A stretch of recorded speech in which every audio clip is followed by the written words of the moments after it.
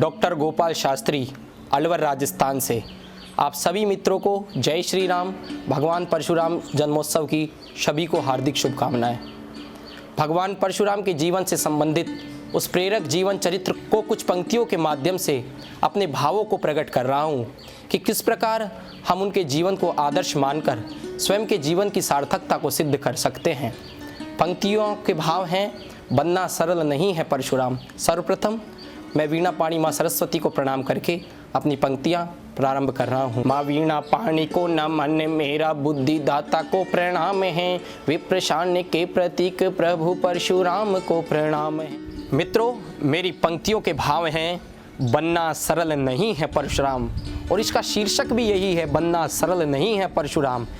मित्रों, जीवन में परशुराम जी के जैसा बनना कोई सादा काम नहीं है, सामान्य काम नहीं है। तो पंक्ति आपके समक्ष प्रस्तुत कर रहा हूँ।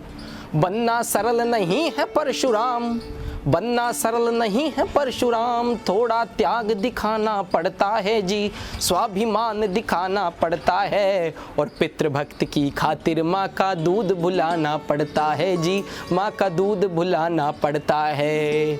बनना सरल नहीं है परशुराम, थोड़ा त्याग दिखाना पड़ता है, स्वाभिमान दिखाना पड़ता है, पितृभक्ति की खातिर माँ का दूध भुलाना पड़ता है जी, माँ का दूध भुलाना पड़ता है।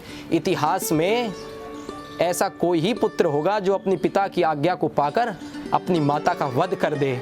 जो परशुराम भगवान ने किया और अपनी माँ को पुनर्जीवित कर दिया, ये वीरों का कार्य नहीं था, ये नीतिगत कार्य भी नहीं था। किंतु जब उनके पिता ने कहा कि पुत्र, तुमने मेरी आज्ञा को माना है, बताइए क्या वर मांगते हो तुम खुद के लिए, तो उन्होंने खुद के लिए वर न मांगकर अपनी माँ को पुनर्जीवन दान दिलाया।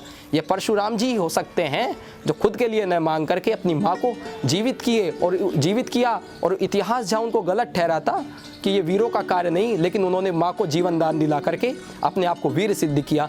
पित्राज्ञा को पूर्ण किया पर वीरोचित यह कार्य नहीं, मातृ प्रेम की खातिर पुत्र धर्म की खातिर माँ को जीवन दान दिलाना पड़ता है जी, माँ को जीवन दान दिलाना पड़ता है। बनना सरल नहीं है परशुराम, थोड़ा स्वाभिमान दिखाना पड़ता है जी, त्याग दिखाना पड़ता है। अब आपको लेकर के चलते हैं इतिहास के परिप्रेक्ष्य में।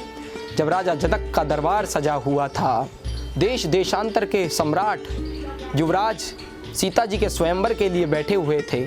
अयोध्या के युवराज श्री राम के द्वारा महादेव का धनुष तोड़ दिया जाता है। तो भगवान परशुराम किस तरह से क्रोध दिखाते हैं, चूंकि व्यक्ति को क्रोध कब दिखाना चाहिए, क्रोध कब नहीं दिखाना चाहिए, ये भगवान परशुराम ने सिद्ध कर करके दिखाया। जनक सभा में धनुष भग्न के कारण, जनक सभा में धनुष भग्न के कारण क्रोध दिखाना पड़ता है जी, क्रोध दिखाना पड़ता है। और भगवान परशुराम का अपने ईश के प्रति समर्पण देखिए। ईश भक्ति के कारण स्वयं से स्वयं को लड़ जाना पड़ता है। बनना सरल नहीं है परशुराम, थोड़ा त्याग दिखाना पड़ता है जी, स्वाभिमान दिखाना पड़ता है।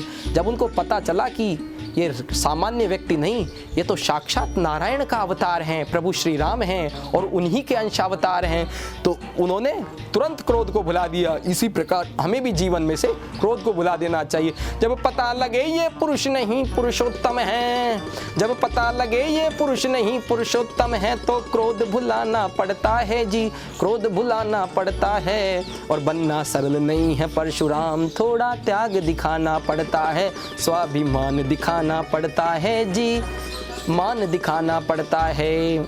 आज की युवा पीढ़ी को कुछ पंक्तियों के माध्यम से संदेश देना चाहूँगा जो भगवान परशुराम ने अपने जीवन में जी कर के दिखाई। यदि आपको अपने मूल स्वरूप की, अपनी संस्कृति की और अपने धर्म की रक्षा करनी है तो इनको अपने जीवन में आत्मसात करना होगा। मान बचाना पड़ता है, सम्मान बचाना पड़ता है, मान बचाना पड़ता है, सम्मान बचाना पड़ता है, और शिखा सूत्र की रक्षा हेतु शस्त्र उठाना पड़ता है जी, शस्त्र उठाना पड़ता है।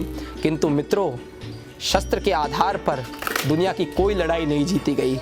शस्त्र तभी सार्थक है जब शास्त्र का ज्ञान हो। इसका उदाहरण हमें महाभारत के उस युद्ध से मिलता है जो भगवान श्री कृष्ण ने अर्जुन को शास्त्र का ज्ञान अर्थात गीता का ज्ञान करा करके वो अर्जुन को विजय श्री दिलवाई थी, उसको मोटिवेट किया था।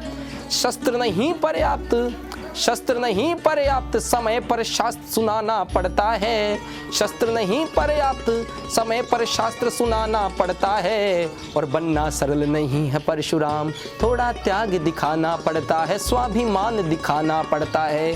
भगवान परशुराम ने अपने जीवन में देश और धर्म के लिए कई बार आतताइयों से इस धरती को मुक्त किया। जो व्यक्ति अपने देश के लिए, अपने धर्म के लिए नहीं जीता, उसका जीवन धिक्कार है। क्योंकि कहा भी है, न यत्र देशो धृति कामनास्ते, न मात्र भूमिर हितचिंतनम च, न राष्ट्र सेवा बलिदान भाव, शमशान तुल्यम नर जीवनम तत्। उस व्यक्ति का जीवन, उस मानव का जीवन जो देश के लिए न जीता हो, शमशान के समान है।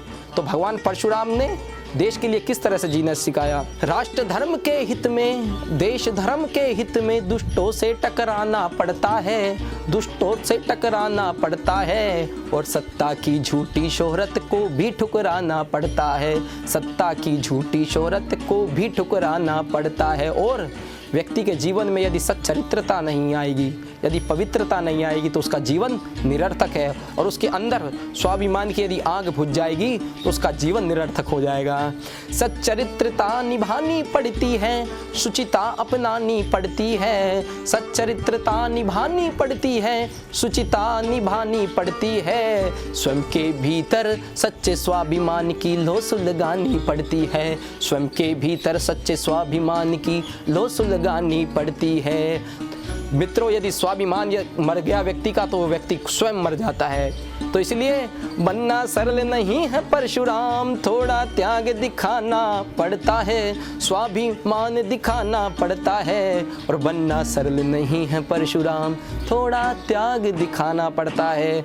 तो मित्रों, आशा करता हूँ भगवान परशुराम के इस जीवन से अपने जीवन में कुछ परिवर्तन को यदि सिद्ध कर पाएंगे, तो भगवान परशुराम जी की सार्थकता है, हमारी सार्थकता है, आपकी सार्थकता है। जय परशुराम।